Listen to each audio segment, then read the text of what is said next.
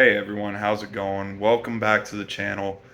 If you haven't and you are new to the channel, be sure to like, share, comment, subscribe.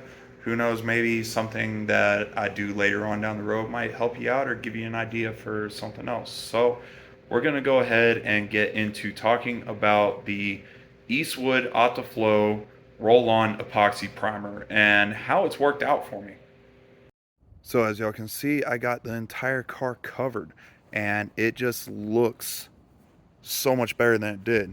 Now, with this primer, you can see some of the spots where I have like body filler on it and then just like some of the imperfections with the body, but it's fine. Um, I will definitely say with this product, it's pretty easy to work with, but you do have some issues like, the rollers don't evenly coat, but with multiple layers of the paint going on, it kind of works itself out. And then when you go to sand it, and by the instructions, you're supposed to follow it up with a 300 to 400 grit sandpaper to smooth everything out, and then you would cover it with the urethane roll-on primer, or the urethane primer of your choice. Now, I will say that it does turn out pretty nice. It does, lay somewhat flat, but if you look at yeah, there you go. You can see some of the imperfections in the light now. But I mean, for what the product is and how it simplifies getting your car ready for paint, it's not bad. Would I do this again on another car? Probably not, because hopefully in the future I will have the capabilities of applying primer, clear coat, whatever paint that I decide to use.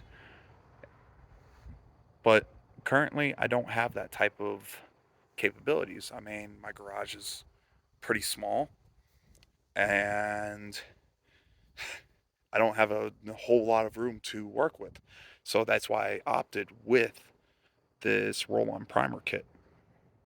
When you are working with this product, you need to read the safety data sheet that comes with it. When you get the package, it has all that information to help protect you. In the instructions, it highly recommends you wear ANZI rated eye protection. And then in the safety data sheet, it tells you that you need to wear an NIOSH rated respirator. I made the mistake of not wearing my respirator for only a couple seconds after I opened up the epoxy primer, and it was by far the worst smelling primer that I have ever dealt with. Within the 2 to 3 seconds that I had my respirator off in a semi well ventilated area, I got a headache almost instantly. So please, if you do use this product, wear your personal protective equipment. But beyond the safety procedures that you have to take with this product, it is a fairly easy to understand, set up, and start working with paint system.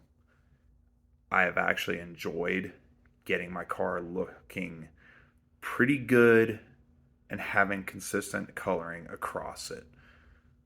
If you had ever seen the car in person, you could tell that there were multiple layers of paint, as you saw in previous videos.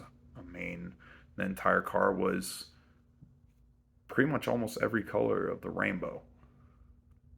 I do recommend using this product if you don't have access to an air compressor with a spray gun. And I do plan on using the roll-on urethane primer later on down the road. And if you've made it this far, look forward to the video tomorrow evening.